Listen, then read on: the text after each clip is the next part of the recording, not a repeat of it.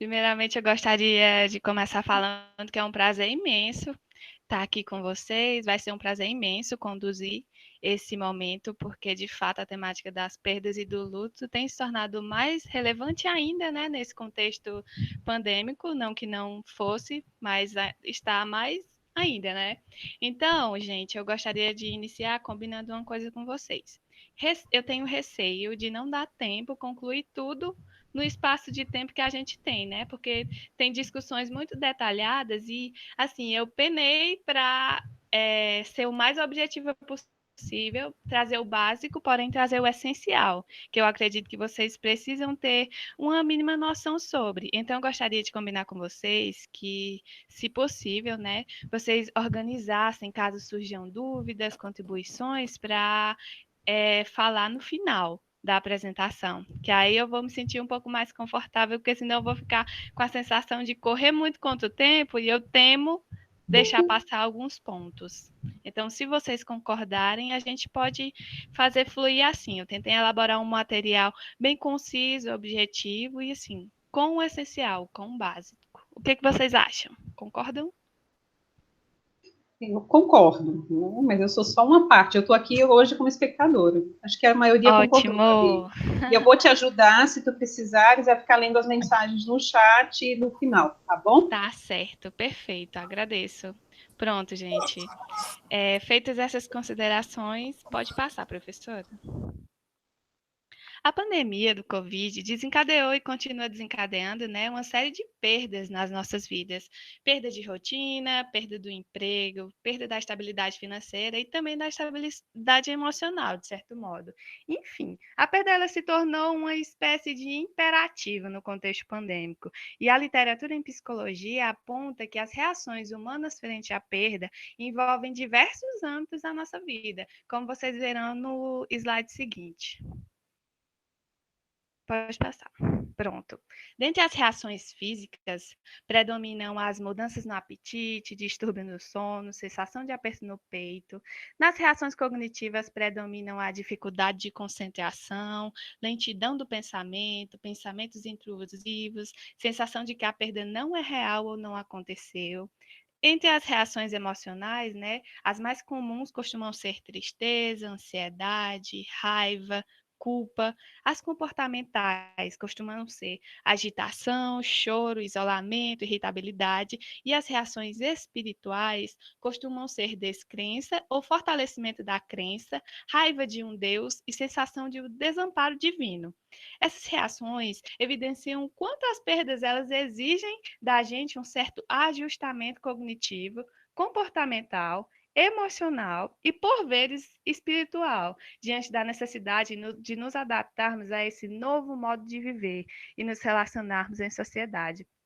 É importante ressaltar que acreditamos e já estamos constatando, por exemplo, através do acompanhamento das manchetes sobre os países que já vivenciam o momento pós-pandemia, como os Estados Unidos, né, que a série de perdas que eu mencionei no início dessa minha fala são de caráter reversível, ou seja, nós temos a possibilidade de voltar ao mercado de trabalho, de voltar à rotina que nos era habitual, assim como de retornarmos a uma condição de estabilidade financeira e emocional, né? Entretanto, sabemos que para além de todas essas perdas, infelizmente, sobressaiu-se no contexto pandêmico a perda de vidas para o Covid. E como reação a essas perdas essencialmente irreversíveis, ou seja, sem possibilidade de volta à vida, é esperado que as pessoas que perderam seus entes queridos vivenciem um processo de luto. Então, pode passar, professora. Mas o que é o luto, né? O luto é uma reação natural e esperada mediante a ruptura de um vínculo e é considerado um processo multidimensional de reações a uma perda concreta, que pode ser a morte de uma pessoa ou de um animalzinho de estimação, ou uma perda simbólica, como em caso de separação de cônjuges ou desaparecimento, né? Validado ou não pela sociedade em que o indivíduo está inserido. Essa questão de validação tem muito a ver com pelo que a sociedade convencionalmente nos autoriza a sofrer. E entra, por exemplo, o caso do luto por um animalzinho de estimação, o luto de uma mãe que perdeu um filho em um confronto policial, que nos casos em que a pessoa que morre era envolvida com algum tipo de confronto policial e tudo mais, a mãe, os amigos e familiares não são sequer autorizados a sofrer em razão dessas circunstâncias que antecederam e culminaram na morte. Além disso, o processo de luta ele também é uma condição dinâmica, não linear, diferentemente do que ao longo de muitos anos foi descrito por alguns estudiosos, e não culmina no estado anterior ao luto. Obviamente, porque a perda se instaura na vida das pessoas como uma ferida, que até pode cicatrizar, mas que vai deixar a sua marca na pele de quem sofre o ferimento. Aliás, eu gosto muito, né, dessa metáfora da ferida, porque ela nos mostra, ela nos ajuda a desenvolver uma compreensão mais madura e realista quanto ao processo. Inicialmente, essa ferida tende a doer muito, a sangrar e até nos impossibilitar de fazer algumas coisas.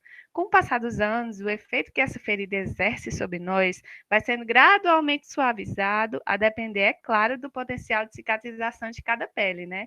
O que, analisando sob a perspectiva do luto, sofrerá a influência do tipo e da qualidade do vínculo em que o enlutado se mantinha com a pessoa que partiu. Porém, ainda que pouco a pouco vá cicatrizando, alguns acontecimentos podem magoar essa ferida, né? E fazê-la sangrar novamente, causando maior incômodo.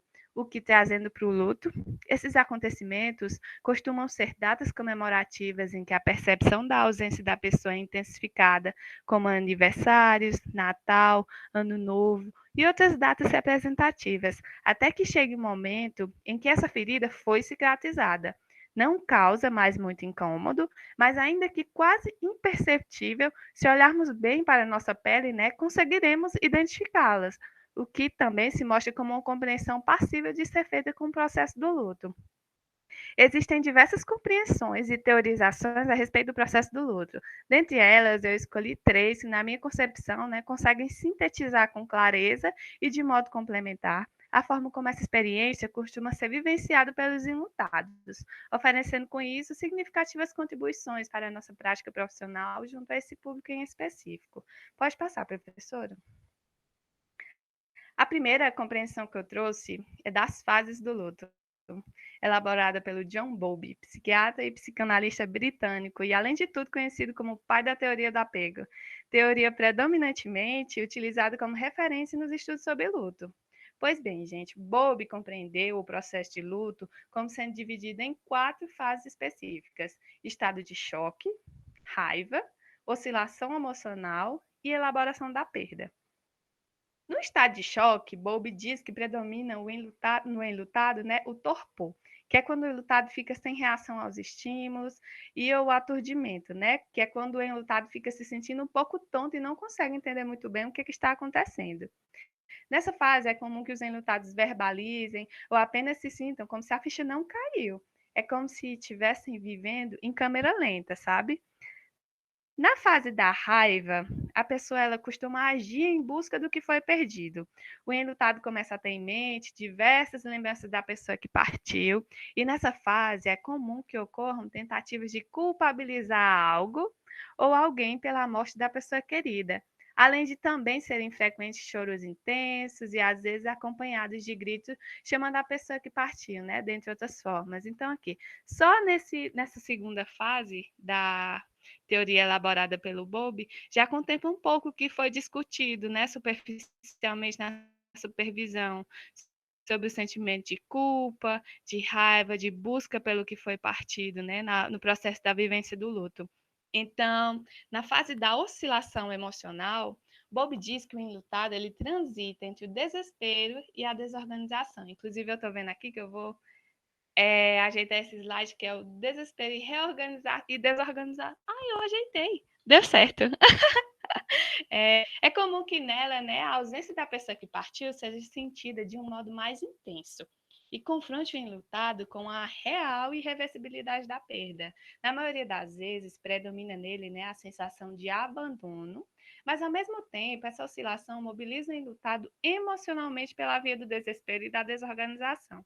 É nessa fase que o enlutado também começa a sentir uma maior necessidade de acionar os seus recursos de enfrentamento para lidar com a rotina pós-perda, né? Até que, por fim, chegamos na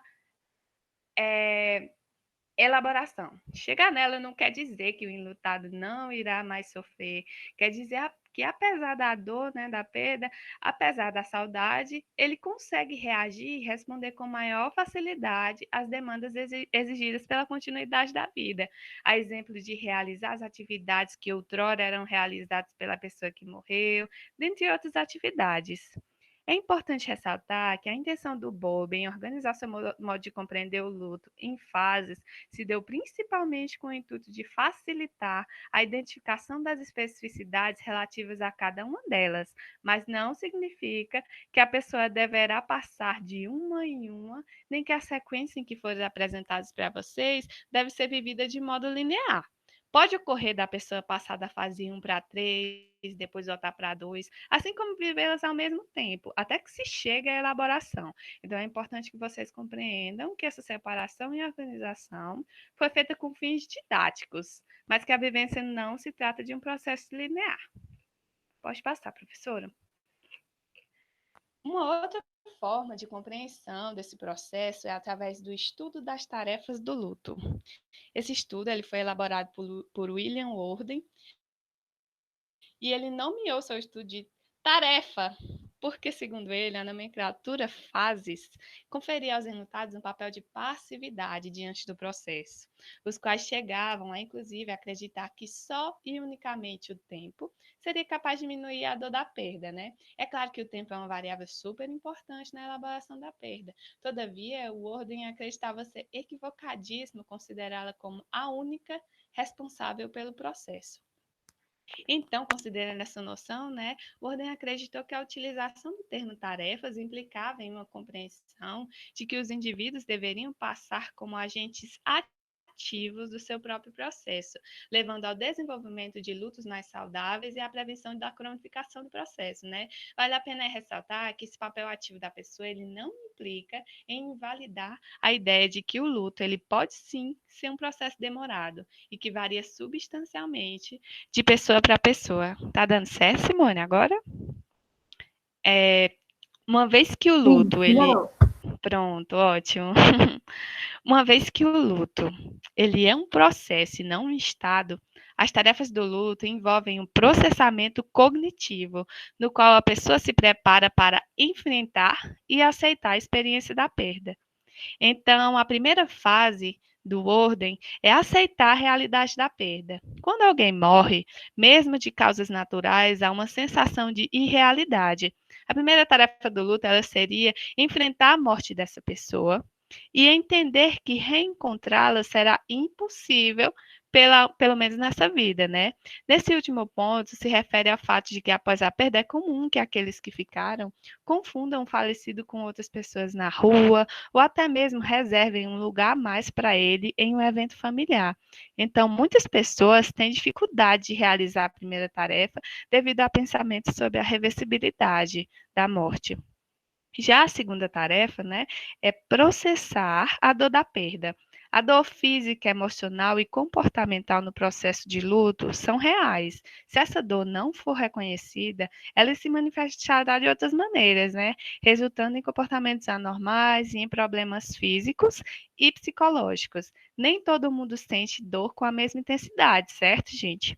Uma injeção, por exemplo, pode ser um simples beliscozinho no meu braço, enquanto que para a professora Michele pode ser o fim do mundo, que é o caso de diversas pessoas que, mesmo adultas, precisam de um batalhão de pessoas para segurar ela até que ela tome injeção. Então, ainda que a magnitude da dor, né, ela seja diferente de pessoa para pessoa, é raro perder alguém de quem você era muito próximo e não sentir nada, né? A pessoa não costuma estar preparada para o turbilhão de emoções que a abalará nesse momento. Porém, manter a negação da perda a longo prazo impede a superação do luto. Pessoas que conscientemente evitam a dor também não a deixam ir embora. A terceira tarefa, ela é ajustar-se ao mundo sem a pessoa perdida. Adaptar-se ao ambiente sem a pessoa amada envolve tarefas externas e internas, ou seja, adaptações sobre como aquela morte influencia a imagem que a pessoa tem de si, seus valores, crenças e etc. E adaptações externas relacionadas às tarefas da vida diária da pessoa falecida, né? Com relação às adaptações internas, é aconselhável que os enlutados devem adaptar sua própria identidade pessoal no processo de luto, né? Não significa apenas que se considerem, por exemplo, viúvos, pais que perderam um filho e etc. É mais uma questão de reconhecer a perda e ajustar-se ao mundo conforme a realidade exige que essa pessoa se ajuste. Nesse processo, as crenças espirituais e os sistemas de valores das pessoas, né, exercem uma grande influência. A competência pessoal após a perda também é importante. Por exemplo, muitas serão as vezes em que as responsabilidades anteriormente assumidas pela pessoa que partiu precisarão ser assumidas pela pessoa que ficou, mesmo ela estando enfrentando o processo de luto. Então, a terceira tarefa enfatiza a necessidade desse ajustamento. A quarta tarefa, ela é rever o relacionamento com a pessoa que partiu enquanto se segue uma nova vida, né? Esta é a última tarefa do luto proposta por Warden e descreve a necessidade de encontrar um vínculo duradouro com um ente querido falecido para que possam ser estabelecidos outros repertórios de comportamentos adaptados ao ambiente sem aquela pessoa. Dentre eles, destaca-se guardar alguma peça de roupa da pessoa amada que a torna especial, guardar uma fotografia, guardar um álbum de família com fotos, né? Dentre outras coisas. Fazer um altarzinho, como o Rubens falou, né? Existem várias simbologias de realizar o que essa tarefa propõe, né? Essa é uma das tarefas mais difíceis, pois as consequências do não cumprimento se traduziriam basicamente em ficar ancorado à época em que a pessoa estava viva, escapando às demandas do contexto no momento presente, né? Quando a pessoa se torna tão apegada à relação que mantinha com o ente querido que não se permite estabelecer outras relações no momento presente, aí pode-se dizer que é necessária uma intervenção psicológica. O luto é essencialmente uma necessidade por adaptação. Então, encontrar certas dificuldades em se conectar com o ambiente é normal. O problema é quando esses processos eles se tornam crônicos e não permitem que o indivíduo se desenvolva pessoalmente, levando a certos problemas psicológicos, né? Não permitem que o indivíduo dê continuidade às atividades da rotina. Então, concluir essas tarefas. Pode passar, professora. Por fim, né, chegamos à terceira forma de compreensão que me propus a trazer para vocês, que é o modelo do processo dual do luto, elaborado por Strub Schultz e cuja compreensão do processo do luto enfatiza o enfrentamento por parte do enlutado. Essa é a teoria mais atual. A meu ver, ela é a mais didática e que mais contempla a essência de todas as compreensões que eu apresentei anteriormente para vocês. Para o Strub Schultz, o processo de adaptação e construção de significado no luto, ele ocorre a partir de três questões fundamentais, como vocês podem ver aí no slide, né? Do enfrentamento orientado para a perda, da orientação para a restauração e, sobretudo, da oscilação entre um e outro. O modelo do processo dual do luto, né, ele se trata de um processo cognitivo de enfrentamento da perda que consiste em construir estratégias e estilos de gerenciamento da situação de luto, né? Para os autores, é justamente a postura de enfrentamento que faz com que os danos à saúde física e mental do enlutado sejam reduzidos. E esse enfrentamento acontece no dia a dia. Inclui todas as tarefas de vida da pessoa em luto, seja assistir televisão, ler um livro, conversar com amigos e pagar uma conta, dentre outras possibilidades, né? O enfrentamento, que a literatura costuma apresentar como coping, se configura como um conjunto de estratégias de lidar com algo que é percebido pelo indivíduo como uma ameaça iminente, como uma sobrecarga às suas capacidades cognitivas, e comportamentais no momento. Essas estratégias de enfrentamento auxiliam a pessoa a se adaptar à situação vivenciada. E essa adaptação, ela possibilita que a pessoa consiga emitir respostas efetivamente administradoras da situação de crise, aumentando a possibilidade de tolerá-la e provocando uma diminuição do estresse ocasionado por essa situação, né? Como vocês podem ver no slide, o modelo do processo dual do luto, ele traz em si a dualidade de enfrentamentos perpassados pelo movimento de oscilação, representado por essa setinha que está no centro da figura. Ela aparenta ter fim, né? Mas na realidade ela possui uma extensão infinita na vida do enlutado.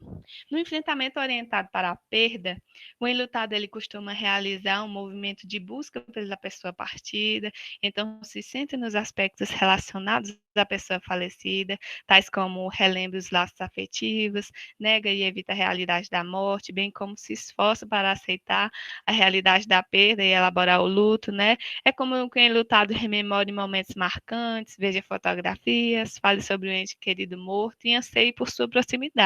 Também é super comum que aconteça nessa modalidade de enfrentamento a ruminação, ou seja, pensamentos sobre como seria a vida se a pessoa não tivesse morrido e sobre as circunstâncias e eventos que antecederam e culminaram na morte. Essa ruminação, ela engloba a saudade, o desejo de saber como a pessoa que faleceu reagiria se estivesse vivo, né? E, por exemplo, participasse de um determinado evento especial. Já o enfrentamento para restauração, orientado para restauração, ele se refere aos ajustamentos recorrentes à perda, né? E que constituem fontes de estresse com as quais as pessoas em situação de luto precisam lidar. Há exemplo de responder às mudanças de reorganização da vida após a morte do ente querido, também assumindo as tarefas que eram realizadas pela pessoa que morreu. Nessa modalidade de enfrentamento, prepondera a necessidade de lidar com os arranjos da vida sem o ser amado, de retomar as próprias tarefas do dia a dia, de fazer coisas novas e também de se distrair, sabe? É comum que quando orientado para restauração, o enlutado ele se permita assistir a um filme, sair com os amigos, passear, viajar e fazer contato social de uma forma geral. É como se a pessoa enlutada compreendesse a necessidade de assumir uma nova identidade mediante a perda, a exemplo da pessoa que perdeu o marido, passar a se reconhecer como viúva. Pode parecer simples para nós que estamos olhando de fora, né, do processo, mas para quem o vive, essa postura contribui consideravelmente no processo de elaboração. Estudos eles evidenciam que a oscilação entre a perda e restauração é fundamental para a vivência e elaboração de um luto saudável, pois, segundo esses autores, a pessoa que permanece excessivamente voltada para a perda sente muito mais dificuldade na elaboração do luto, né?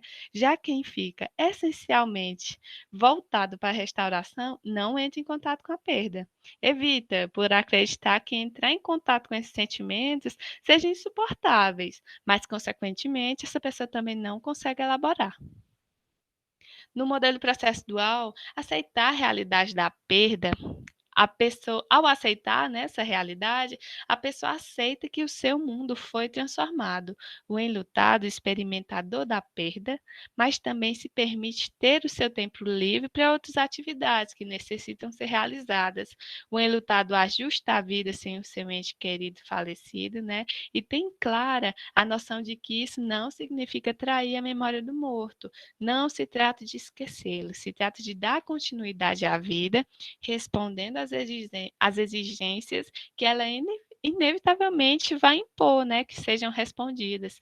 Esse modelo ele é diferente de todas as outras teorias do luto, porque coloca as estratégias de enfrentamento como indicadores de bem-estar e de saúde. É um modelo que deixa claro que o enlutado não deve experienciar somente o processo do luto, orientando para a perda, como vocês podem ver no slide. Mas o enlutado ele também precisa se sentir capaz, né? Obviamente que é pouco a pouco, é um processo gradual, mas ele também precisa se sentir capaz de se autorizar a se afastar momentaneamente desse processo de intenso sofrimento.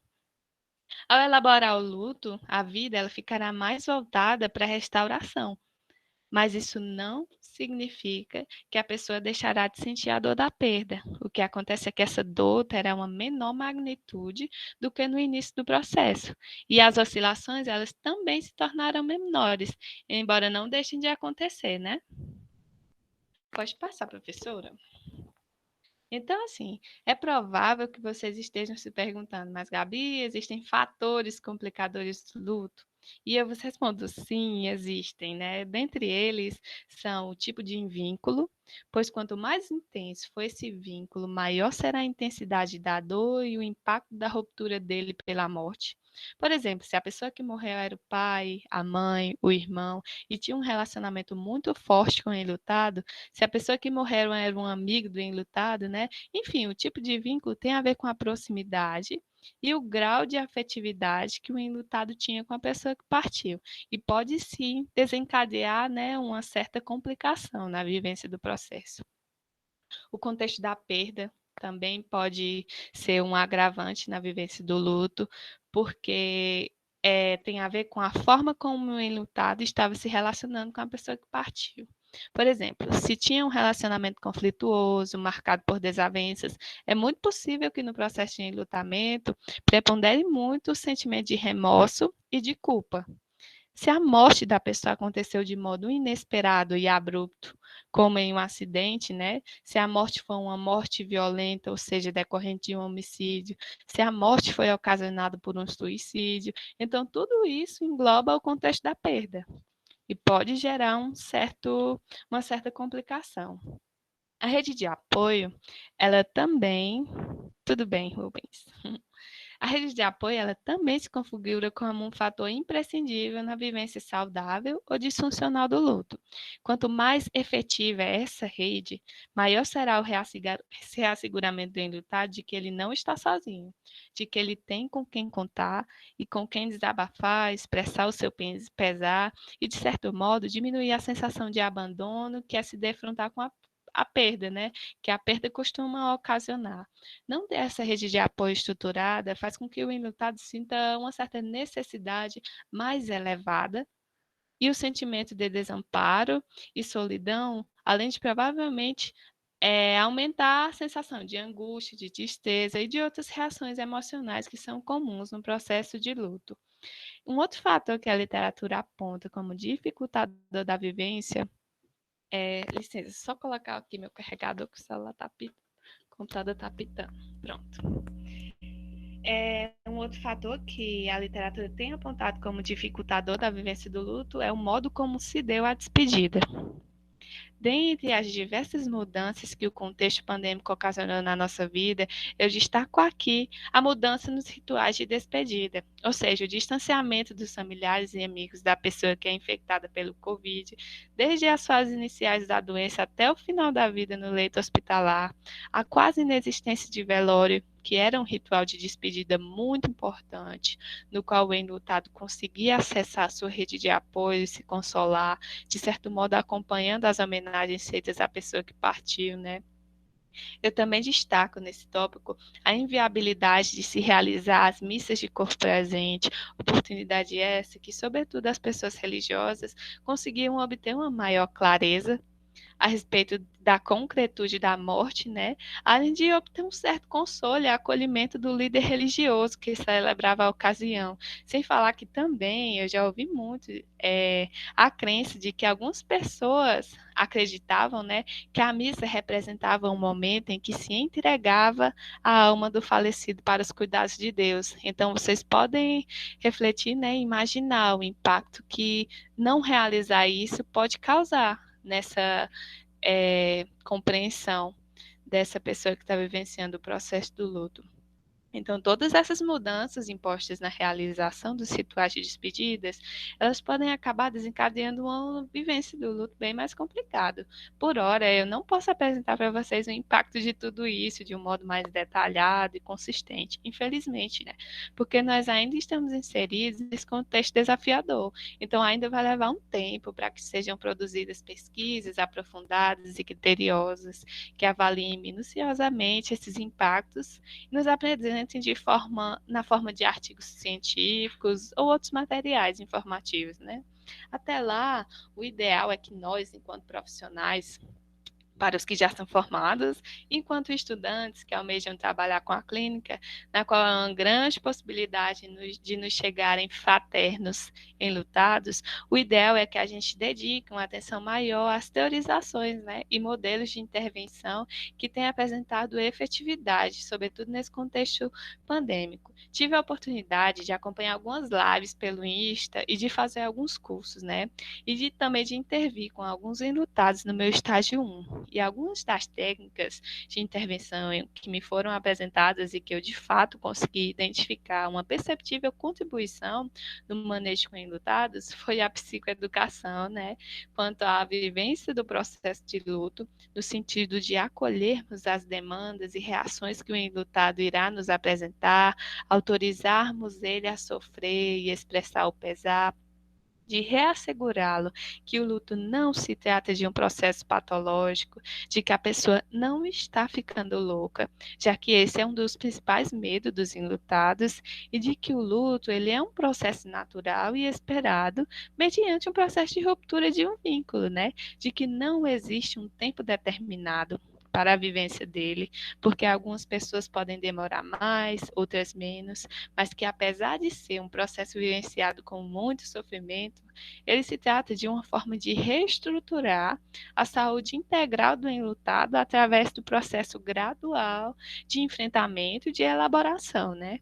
Um outro manejo que tem se mostrado muito efetivo é o propiciamento de um ritual simbólico de despedida, que pode ser realizado através da condução do profissional psi, né, de uma forma que o enlutado ele possa falar, possa chorar, gritar e expressar tudo o que ele sentiu e continua sentindo a necessidade de falar para a pessoa que partiu. Propiciar esse momento é uma forma de autorizá-lo a acessar a perda e vai de encontro com a interdição comumente feita pelas pessoas que, às vezes, mesmo com as melhores das intenções, costumam falar para um enlutado: você tem que ser forte, ou então você tem que superar.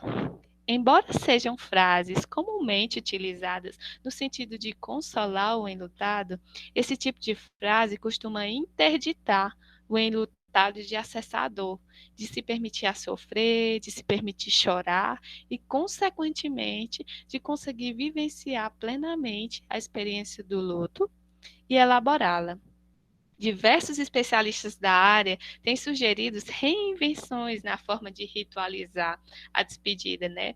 A exemplo de sugerir que o enlutado faça alguma atividade que lembre e que represente um gosto característico da pessoa que faleceu, como forma de realizar uma homenagem, de acessar as memórias e obter uma maior concretude da partida da pessoa, já que todos esses rituais que eu falei anteriormente, né, não estão sendo possíveis de serem realizados. Por exemplo, em uma das lives que eu participei, uma enlutada convidada, ela relatou que só conseguiu ritualizar a despedida e a partida da mãe quando tomou a cachaça que a mãe gostava, com o chuveiro ligado, porque a mãe amava a sensação de tomar banho, e ouvindo a música preferida da mãe.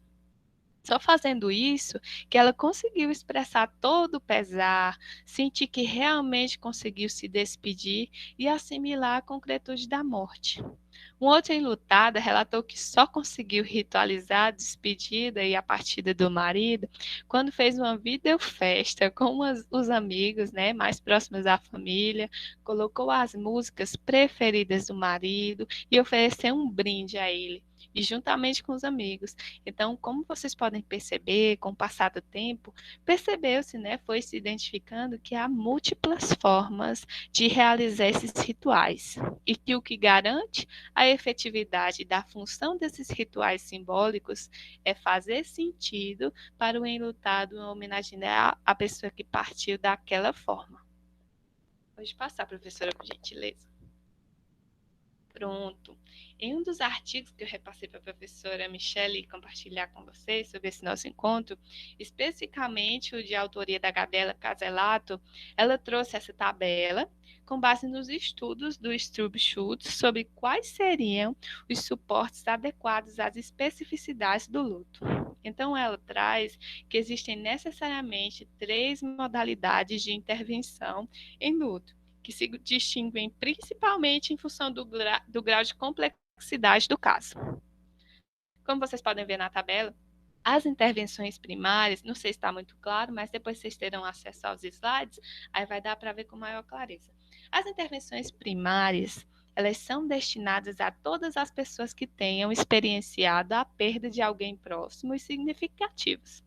As intervenções secundárias serão destinadas aos enlutados com alto risco de complicação no luto. Por exemplo, perdas por homicídio, perdas múltiplas, perdeu várias pessoas da família de uma vez, ou vários amigos, né? Ou sob circunstâncias traumáticas. Já as intervenções terciárias, elas são destinadas aos enlutados que já estão experienciando complicações na vivência do luto, apresentando sintomas depressivos persistentes e que já tinham algum quadro psicopatológico antes da perda. Respondendo à pergunta quem pode intervir, né, que ela organizou. Estão aptos para realizar as intervenções primárias voluntários treinados, profissionais da saúde e da educação, que tenham essas noções básicas que eu estou me esforçando para passar para vocês, mas que se mostrem, mas que essas informações, né, elas se mostram essenciais até na forma de oferecer um acolhimento eficaz para os enlutados. Por ter um maior grau de complexidade, as intervenções secundárias elas só podem ser realizadas por profissionais da saúde mental, que podem ser psicólogos, psiquiatras, enfermeiros que trabalham na área, terapeutas ocupacionais ou voluntários treinados. Já as intervenções terciárias, por terem um grau de complexidade maior ainda, só podem ser realizadas por psicólogos e ou psiquiatras. Pode passar, professora. Quais são os objetivos, né, das intervenções primárias?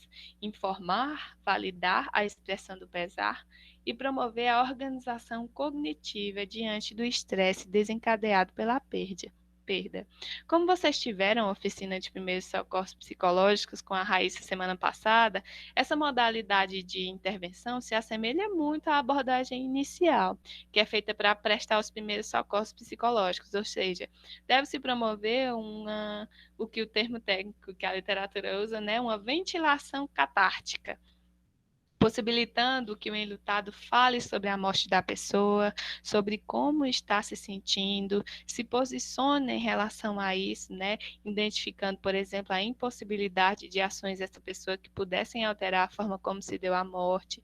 Isso porque pessoas angustiadas, elas costumam se sentir impotentes e até desamparadas. Sendo assim, uma das melhores coisas que podemos fazer como intervencionistas nesse tipo de situação é lhes conceder algum poder, né? É muito provável que você já tenha escutado a frase conhecimento é poder. A veracidade dessa afirmação, a meu ver, é inegável. Então é aí que entra a importância de conceder a esses enlutados uma orientação explicativa sobre o que é o processo do luto. É claro que, se necessário, né, adequando isso às exigências do contexto, da forma como está se dando a fluidez da intervenção. Então, a orientação explicativa, ela se voltaria para a questão do que é o processo do luto, quais são as reações esperadas, quais não, de modo a não permitir que a pessoa se conduza unicamente pela imaginação dela a respeito do acontecimento, já que principalmente nessas situações críticas de tristeza e pesar, a nossa mente tende a favorecer que o pensamento gire em torno das piores hipóteses possíveis, que muitas vezes, por serem fantasiosas e descoladas da realidade, costumam gerar ainda mais sofrimento na pessoa que já está emocionalmente fragilizada. Então, essas informações básicas podem ser muito valiosas nessas intervenções primárias. Os objetivos das intervenções secundárias é validar a expressão do pesar, oferecer suporte psicológico, diminuir o isolamento social do enlutado, contatando a rede de apoio que ele relatar possuir, e promover o alívio dos fatores de risco, sobretudo através das informações referentes ao processo, né? Já os objetivos das intervenções terciárias são informar, validar a expressão do pesar, conduzir um processo de organização cognitiva em torno do estresse gerado pela perda, intervir em prol de um fortalecimento dos recursos de enfrentamento nesse contexto de intensa fragilidade psíquica, estabelecer um foco na narrativa do enlutado, no fortalecimento da autoestima dele e nas possibilidades que o enlutado apresenta de adaptar-se à vida após a perda, né? Quais são as ações características das intervenções primárias? Oferecer folhetos informativos para os enlutados, realizar palestras informativas sobre o processo de luto, vincular na internet publicações direcionadas para os enlutados, dentre outras, né? As ações comumente utilizadas nas intervenções secundárias são condução de grupos de autoajuda, aconselhamento em luto e psicoterapia individual, focal e breve, por parte dos profissionais psis, né? Já as ações que são frequentemente utilizadas nas intervenções terciárias são técnicas específicas de acompanhamento psicoterapêutico e intervenções medicamentosas pelo psiquiatra. Pode passar, professora. As. Passou?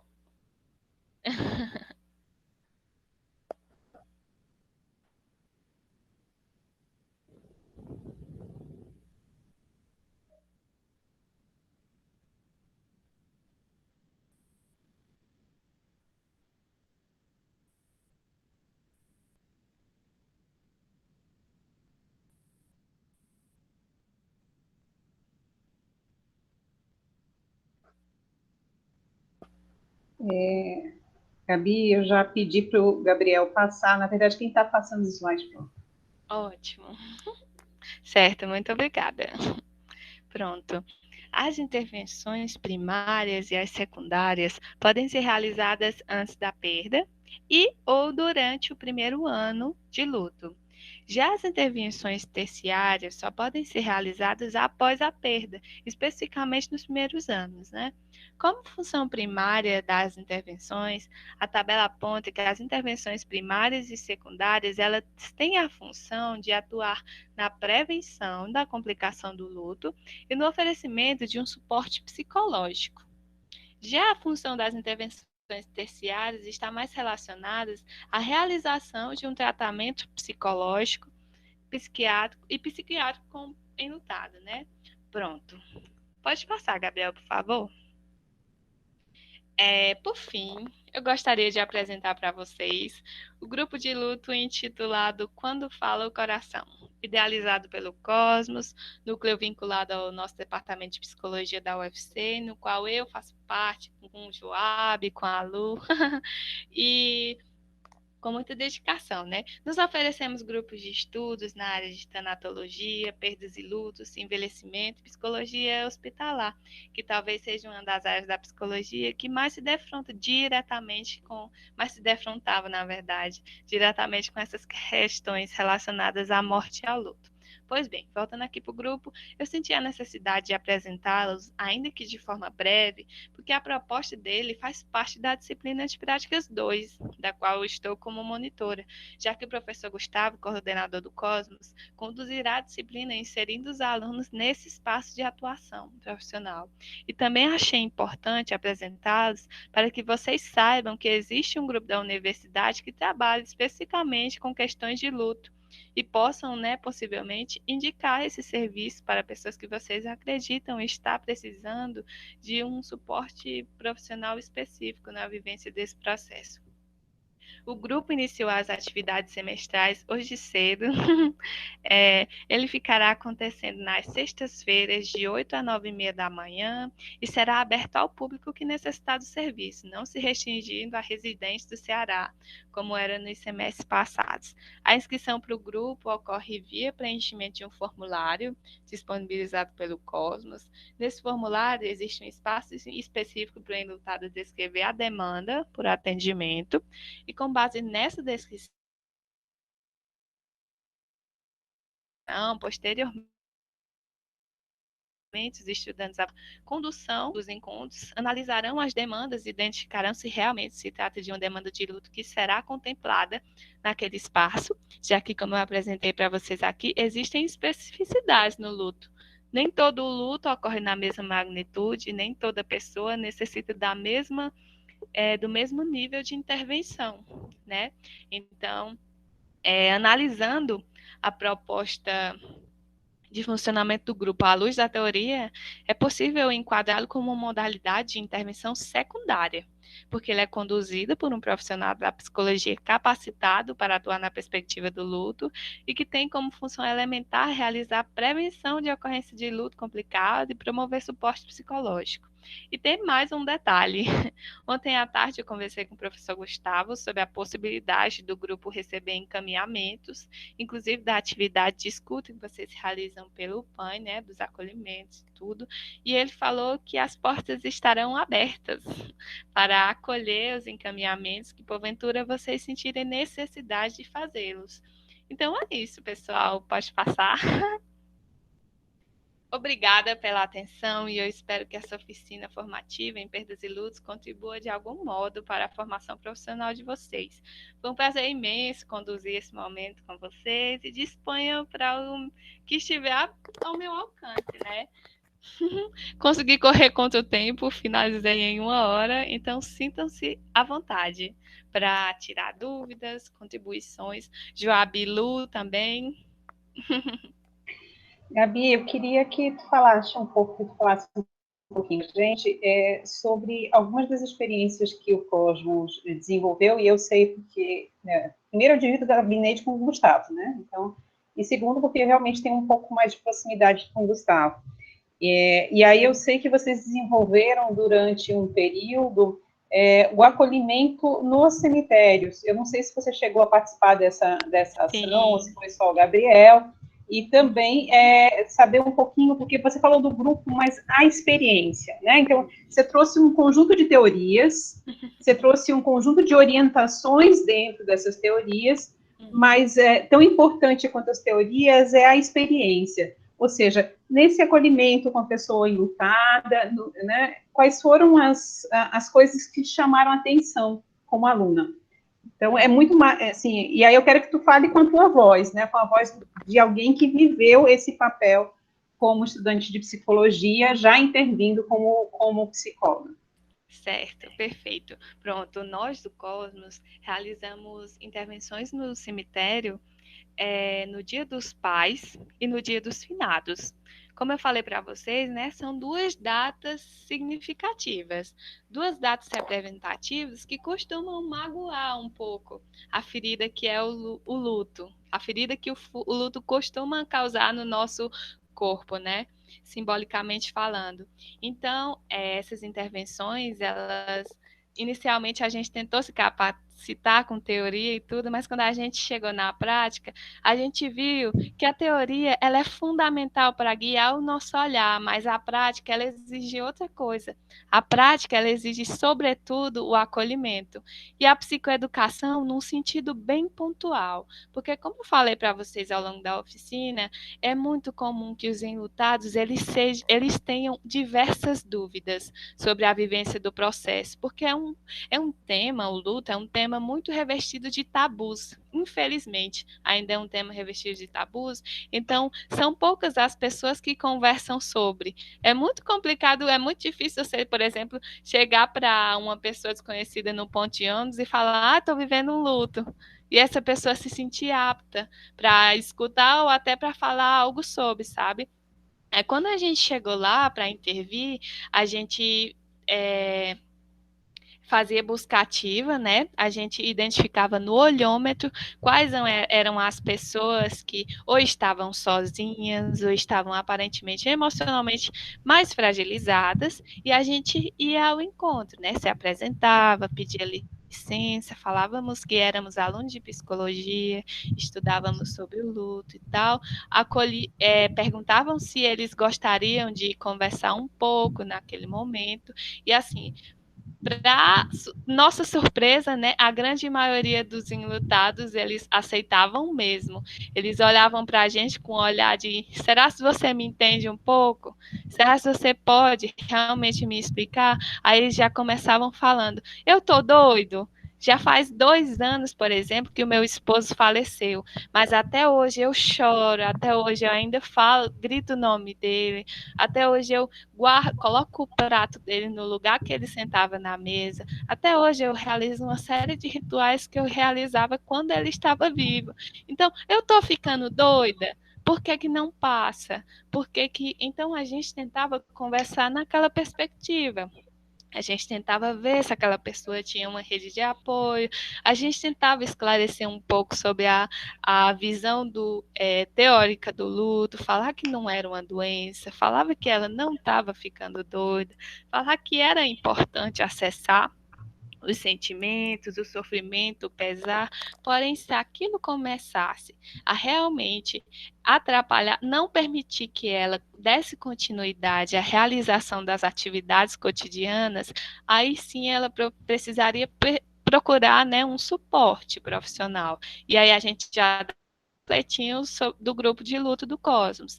Então, a experiência, ela falou muito forte para a gente o quanto que a postura junto ao enlutado, ela é muito mais de validação do sofrimento, de acolhimento, de não interditar, de não dizer que ele precisa ser forte, que ele precisa superar, de dizer você pode chorar, você pode gritar, você pode sofrer, você precisa acessar, você precisa também se voltar para essa perda, como eu falei, que o modelo do processo dual do luto, ele apresenta como necessária. Porém, você também não precisa necessariamente se fechar só a essa vivência. É muito simples dizer aqui de fora, né? Você não precisa se fechar só a essa vivência, sendo que a gente não está inserido no processo de luto. Mas no manejo com a pessoa, você consegue identificar algumas formas de chegar nela e de perguntar e como é que está se dando, como é que você está encarando a sua rotina, como é que você está, como é que eu posso dizer, se relacionando com as pessoas, como você está entrando em contato com a sua rede de suporte, porque se a rede de suporte estiver muito empobrecida, como eu apresentei nos slides, é muito provável que o luto ele tenda a ser um pouco mais complicado, porque a pessoa a pessoa fica com a tristeza e o pesar, mas ela não se permite acessar a dor, de certo modo, acessar as memórias e aquilo que ela considera insuportável. Então, assim, não sei se consegui responder muito bem sua pergunta, mas foi bem nessa perspectiva. Fantástico, Gabi. E, assim, uma das coisas que eu achei incrível na tua apresentação é que você trouxe um exemplo de cada um dos grandes modelos de teoria de luto, né? Então, a gente vai ter as teorias de fase, que são baseadas, sobretudo, na psicologia do desenvolvimento. E aí você trouxe o Bowlby, mas aí tem a famosa Kubler-Ross, né? Que também trabalha com teoria de fases, né? Você trouxe um conjunto.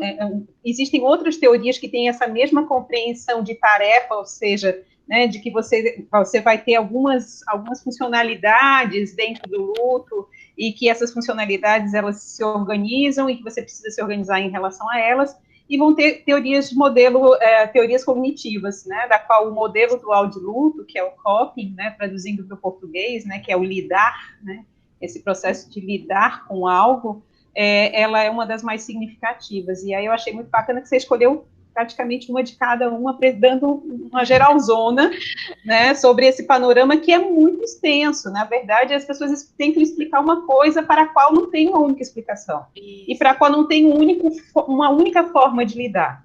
Né? Eu gosto muito da palavra adaptação. Né? Na verdade, é isso que a gente, como psicólogo, independente do modelo que a gente vai seguir, se é de fase de tarefa, se é um modelo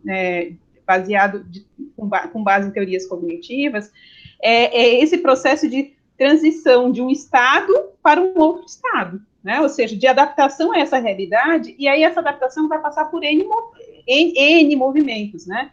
Desde essa transição entre temporal, né, de passado, presente e futuro. E por que eu estou dizendo isso? Porque, como psicólogos, a gente tende a se fechar nas caixinhas, né? E aí a gente meio que torce o nariz quando a caixinha que alguém apresenta não é a nossa. Vocês concordam comigo? Então, a Gabi, ela disse assim, olha, o modelo que eu acho, né, assim, o modelo mais amplo é o dual, né, esse dual do luto, né, que tem como base a questão do coping. E aí o povo já começa a dizer assim, então é da TCC, né, a quem é da psicanálise da TCC já, né, já fecha, né, a sua cara para isso. Mas independente do modelo que você use, né, a sua função como psicólogo é preparar essa pessoa para esse processo de transição, de um papel que ela tinha em que ela não vai mais estar. Como você vai fazer isso? Aí você se baseia nas teorias, para compreender e para poder intervir, porque as teorias, elas trazem formas de compreensão e formas de intervenção. Então, tem palavras que são comuns nessas teorias, né? Uma das palavras é a questão do estresse, né? Então, a outra palavra que é comum, né, você pode ver que ela trouxe nas 3 teorias, é a questão do processo de evitação e confrontação, como polaridades. Né? Então, assim, ela vai aparecer nessas teorias, esse binômio vai aparecer nessas teorias. E aí, outras coisas que aparecem também nesse conjunto de teorias, né, que a Gabi trouxe, e ela, inclusive, trouxe logo depois de ter apresentado as 3, que é a gente tentar compreender como psicólogos qual é o tipo de vínculo que a pessoa tinha com a pessoa que partiu, né, qual é a rede de apoio, qual é o contexto de perda, o modo como se deu essa despedida. E aí, relembrar, seres humanos são sujeitos de quê? O que nos diferencia, embora isso também esteja presente em outras espécies e em outros animais? A ritualidade e a habitualidade. A gente esquece disso, né? Mas nós somos sujeitos de rituais. Né? Toda a nossa sociedade, ela é estruturada em rituais, independente da sociedade que você utilize como referência. Independente da cultura que você utilize como referência, o que muda são os tipos de rituais e a natureza desses rituais, que às vezes eles são, inclusive, opostos. Né? Então, por exemplo, no Ocidente é muito comum a gente usar o preto. Existem culturas onde o luto é manifestado pelo branco. Né? Então, mas assim, o ritual, que é manifestar o seu pesar através do vestimento, é algo presente em boa parte das culturas. Certo? Então, esses elementos que são comuns é que é importante a gente resgatar. E por que a Gabriela salientou muito a questão da importância dos rituais de partida? Porque é algo que socialmente a gente vem perdendo, e a minha hipótese é também que cada vez mais na sociedade contemporânea a gente está tendo dificuldade de lidar com as perdas, comparativamente a outros momentos da nossa evolução como espécie. E eu acredito, isso é uma hipótese, não foi confirmada, eu não fiz pesquisa, tá? Então, ela está no campo da hipótese, ela não está no campo da informação, da informação com base sólida, é que justamente nós fomos perdendo os rituais. E nós fomos perdendo essa questão dos hábitos para alguma coisa. Então, se vocês resgatarem, a Gabriela trouxe alguns exemplos, e que vocês não vão lembrar, porque não é da geração de vocês, não é nem da minha, certo? Era muito comum as pessoas se reunirem para beber um morto. O que era beber um morto? Era o resgate das memórias. Era o espaço onde, coletivamente, né, e aí daí qual é a importância de beber o morto coletivamente? Por conta da rede de apoio. Se vocês observarem hoje, a gente faz o ritual, e na pandemia, então, isso mudou completamente. A gente faz o ritual, o morto vai para uma funerária, ele é cuidado pela funerária, ele não é cuidado pela família. Quem fazia esse trabalho originalmente era a família. Né? Então, ele vai para a funerária, depois a família tem um momento que é um momento coletivo, mas na maior parte aquela família está sozinha. Né? Então, alguns desses hábitos, alguns desses rituais, eles foram sendo perdidos ao tempo. Tem um outro hábito que era muito comum e que era um ritual e que parece mórbido na contemporaneidade, mas tinha um significado muito interessante. Se vocês perguntarem para a bisavós de vocês, porque eu acho que os avós não vão nem lembrar disso, né? Se alguém tiver ainda um bisavô, era comum as famílias tirarem fotografia junto com o morto. Tá? Então, assim, a minha sogra, né, minha antiga sogra, ela tinha uma caixa que ela tinha foto com todas as pessoas da família que tinham morrido anteriormente. Então, estava lá o caixão e estava toda a família, né, ao redor. Parece mórbido para a gente, mas é uma forma de memória e de compreensão de fato que aquilo que parecia tão presente na nossa vida que de repente deixou de estar e tem ali um resíduo. E aí o grande desafio para nós, psicólogos, é encontrar novas formas de rituais de passagem.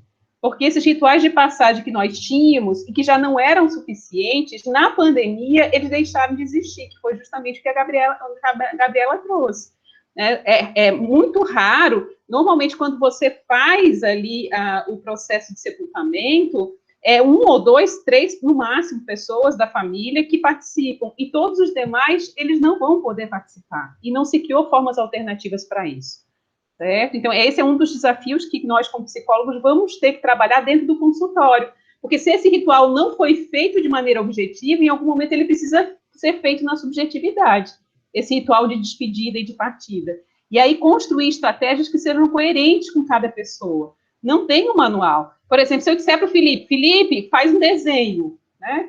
Pode ser que esse desenho não traduza nada. Por outro lado, a Gabriela trouxe um exemplo na fala dela, de uma das pessoas que compartilhou numa live, que ela só conseguiu, de fato, né, cair a ficha, né, sobre esse processo de enlutamento que ela estava vivendo, quando ela foi tomar, né, a bebida da mãe debaixo do chuveiro ouvindo a música. Então, naquele momento, ela encontrou, junto com o profissional que estava guiando, a forma, né? E é isso que vocês vão fazer no SET. Vocês não vão fazer isso no acolhimento. Vocês entendem que o acolhimento não é espaço para isso. O acolhimento, ele vai só até a primeira etapa, que é a etapa de acolhida, de escuta, aonde você permite um espaço para que a pessoa possa falar e narrar, justamente porque, na medida em que o tempo vai passando, ela vai encontrando menos espaços para falar sobre essa falta. Né? As pessoas seguem com a vida, e principalmente aquele que não conseguiu seguir, ele se sente, né, um ET no mundo em que ele vive. E aí esse nosso papel no acolhimento para essas pessoas enlutadas é muito de recepção, né, de calor, de abraço, né, de escuta dessas demandas. Mas quem for para a escuta de curta duração e na psicoterapia já vai trabalhar em termos de intervenção. E aí a Gabi trouxe várias coisas que não deu para gravar, né? Então, eu não consegui gravar, com certeza vocês não conseguiram gravar. E aí, né? E eu vou disponibilizar, a Gabi permitiu disponibilizar os slides para vocês, então depois vocês podem dar uma olhada nos slides, porque é um resumo de teorias. Tá? Resumo de teorias. Uma coisa que a gente pode mais na frente, depois, é tentar, se vocês tiverem interesse, buscar, né, outro profissional para complementar a fala da Gabi, trazendo mais exemplos da prática de consultório individual. Né? Que a Gabi não tem como ela trazer, porque ela não vivenciou propriamente dito isso. Ela trouxe exemplos daquilo que ela vivenciou, que foi o acolhimento e que foram os grupos. Né? Mas acho que seria interessante trazer, e se for possível, a gente pode pensar para o futuro, de trazer um profissional que fale da sua prática clínica individual, como é no Face-a-Face, e como é no Face-a-Face trabalhar com casos primários, secundários e terciários, dentro daquela proposta do modelo que a Gabi apresentou. Eu acho uma proposta fantástica, interessantíssima, e eu acredito que ela tende a agregar muito, porque de fato eu tive como trazer para vocês a teoria, que é o que eu posso ter acesso lendo, né? Eu não estou atendendo, e eu acho que a prática ela vem revestida de diversas outras especificidades, e a gente pode ver com mais clareza como é que essa teoria se encaixa, né, na prática. E outra coisa, gente, infelizmente foi rápido, né? Mas olha, disponham para tudo nesse sentido. Se quiserem mais textos, quiserem tirar dúvidas sobre que aparecer depois alguma questão a respeito, eu vou ficar à disposição de vocês no WhatsApp. Não sei se eu respondo muito rápido, porque eu estou responsável por outras funções, principalmente ao longo do dia, mas à noite, nem que seja de madrugada, eu respondo. Gabi, quero te agradecer imensamente. Eu vou abrir palavra para os demais, para eles perguntarem, se eles tiverem alguma dúvida. Vocês podem fazer pergunta para a Gabi, podem fazer pergunta para mim em relação ao conteúdo. Quero te agradecer, eu acho que você conseguiu quase um milagre, você conseguiu sistematizar de maneira objetiva um conjunto de informações, inclusive informações extremamente relevantes, né, que eu acho que é preciso assistir novamente o áudio, né, o áudio-vídeo, mais os slides, para que elas possam realmente serem acomodadas, né, no nosso repertório. Então, muito obrigada, Nildo, você conseguiu fazer um milagre aí, e de fato cumpriu com a tarefa.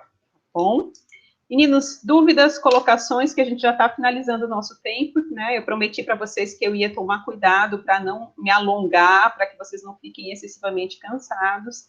E aí, quero deixar esse último espaçozinho aqui para perguntar como é que vocês estão saindo do encontro ou fazer algum tipo de questionamento. Olha aí, Gabi, o Eric é parabenizando. Obrigada, amigo. Também gostaria de parabenizar a Gabi, ela é maravilhosa sempre, gente. Oh, meu Deus, que gracinha. Joia. Ai, gente, eu gostaria também de agradecer pela presença dos alunos do professor Gustavo também, que aqui tem alguns que eu lancei o convite, já que eles vão atuar no grupo de luto. E assim, muito obrigada pela presença de todos vocês. Foi um prazer imenso. Pronto. E eu já consigo ver a carinha de alguns, né? Eu já agradeci, então, assim, né, na verdade, fiz o convite de boas-vindas, né? Sejam bem-vindos e, ao mesmo tempo, que bom que vocês estiveram conosco, né? Sempre partilhar conhecimento e ampliar esse conhecimento é a nossa finalidade, é o nosso objetivo, seja meu, seja da Gabriela. Ok, meninos, então entendo que foi um bom encontro e que a gente continua. Para os estagiários, caso vocês tenham alguma demanda, né, que seja de urgência e que precise ser trabalhada antes de sexta-feira, da próxima sexta-feira, vocês entrem em contato comigo pelo WhatsApp privado. A mesma coisa eu digo para os alunos de prática, na medida em que vocês estão lendo os textos, já que eu fiz um cronograma de leitura de textos, né, na medida em que vocês vão lendo os textos, se vocês tiverem dúvidas, vocês podem estar me perguntando no privado, porque muitas vezes nessas 1h30, 2 horas, a gente acaba não tendo tempo suficiente para discutir sobre tudo, e isso acaba dificultando, e por isso a minha disponibilidade para estar respondendo dúvidas que porventura surjam nos textos pelo WhatsApp privado. Tá bom? E se necessitar de uma aula extra, a gente pode estar sentando e conversando com todo mundo. Para os que foram convidados, né, muito obrigada pela presença, e por último, agradecer o Gabriel, que ajudou a apresentar ali os slides, e que está ali também como monitor de práticas integrativas 2, são os dois monitores, a Gabriela e o Gabriel. Consegui uma dupla sertaneja G e G, vocês já imaginaram? G e G? Certo? É o supra-sumo, né? O supra-sumo do máximo, né? Tem o PMG, eles são GG, certo? Dupla sertaneja GG. Ok. Então, estão liberados. Não, a gente tem que rir, né? Porque de chorar, a gente já está chorando muito, então em algum momento a gente tem que rir, né? E que bom que eu consigo fazer vocês rir ainda, porque a hora que eu não conseguir fazer o povo rir, eu vou estar desesperado. Então, vamos lá. Beijo no coração para todos e a gente vai se encontrando aí. Bom? Tchau, gente. E aí, Roberto, se puder ficar aí, eu te agradeço para a gente falar sobre o estágio 2. Certo? Larissa também, que eu acho que é a galera. Luciane. Mas, assim, é mais assim, quem quiser precisar sair, pode sair. A minha ideia era conversar com o Roberto. Beijo no coração.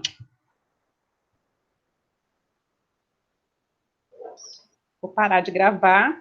Michel. Oi, Gabi, quero te agradecer, os dois Gabriéis, né? Deixa eu só finalizar aqui a